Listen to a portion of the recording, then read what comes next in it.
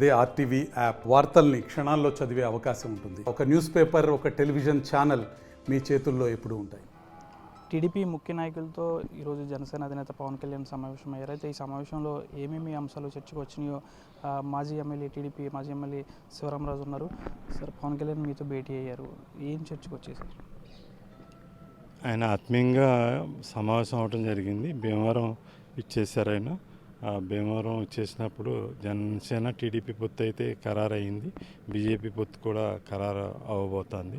అదేవిధంగా పొత్తుల ఆవశ్యకత గురించి కూడా మాకు ఆయన ఉన్న వ్యూస్ మాకు వివరించారు. ఆయనలో తపన కనపడ్డింది, రాష్ట్ర ప్రయోజనాలు కనపడ్డాయి, అట్లాగే పేదలు అభివృద్ధి చెందాలనే ఆలోచన కనపడింది. అట్లాగే ఈ ప్రాంతం అభివృద్ధి చేయాలని కూడా ఆయనకి తపన కనిపించింది. గతంలో ఆయన ఇక్కడ కంటెస్ట్ చేయటం, దెబ్బతింటాం, ఈసారి ఉమ్మడి అభ్యర్థిగా రాబోతున్నారు కాబట్టి భీమవరంలో మంచి ఫలితాలు వస్తాయి. భారీ ఆధిక్యంతో పవన్ కళ్యాణ్ గారు ఈసారి గెలవబోతున్నారు. ఆయన చెప్పిన మాటలతో అన్నిటితో కూడా మీరు సాటిస్ఫై అయినట్టేనా? అదే, ఆయన అంచేపు కూడా ప్రజల సమాజం శ్రేయస్సు ఆకాంక్షించే వ్యక్తిగానే మాకు అనిపించారు. ఆయన తీరు కూడా అంతే, అంచేపు ప్రజల శ్రేయస్సు కోరే, సమాజం శ్రేయస్సు కోరే వ్యక్తి. అలాగే మేము ఈ ప్రాంత పరిస్థితులను కూడా ఆయనకి వివరించాం. ప్రాంత పరిస్థితుల మీద కూడా ఆయనకి అవగాహన ఉంది. ఈ ప్రాంతాన్ని అభివృద్ధి చేయాలి, అట్లాగే పేదవర్గాలని అభివృద్ధిలోకి తీసుకురావాలి, దాంతోపాటు ఇక్కడ ఇన్ఫ్రాస్ట్రక్చర్ని బాగా డెవలప్ చేయాలి, యువతకి ఉపాధి మెరుగుపరచాలి.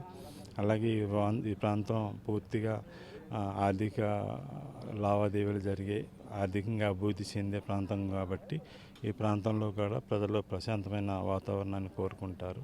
మనం ప్రశాంతమైన పరిపాలన, స్వచ్ఛమైన పరిపాలన, నీతివంతమైన పరిపాలన, సమర్థవంతమైన పరిపాలన ఇవ్వాలని ఆ ఆలోచనతో ఆయన ఉన్నారు. మేము కూడా అదే వ్యూషన్ కూడా మేము ఆయన దృష్టిలో పెట్టడం జరిగింది. అంటే బీజేపీతో పొత్తు ఎప్పుడు ఖరారు అయ్యే అవకాశాలు ఉన్నాయి? బీజేపీ పొత్తు మొరాలెస్ అయినట్టే, రేపెల్లుండిలో క్లారిటీ వస్తుందండి, పొత్తు ఖరారు అవుతుందండి. అంటే భీమవరం గురించి పవన్ కళ్యాణ్ ఇన్ని చెప్పిన నేపథ్యంలో ఆయన పోటీ ఇక్కడి నుంచే అనుకోవచ్చా? ఖచ్చితంగా భీమవరం నుంచే పవన్ కళ్యాణ్ గారు పోటీ చేయబోతున్నారు. ఖచ్చితంగా ఈసారి భారీ ఆధిక్యంతో గెలుస్తారు.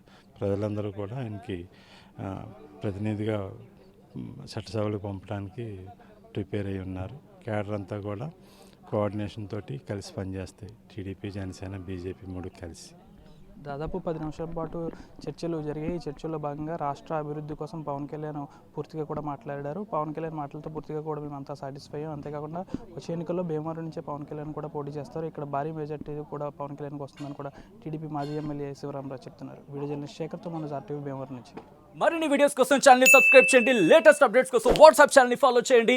అండ్ లింక్ డిస్క్రిప్షన్ లో ఉంది.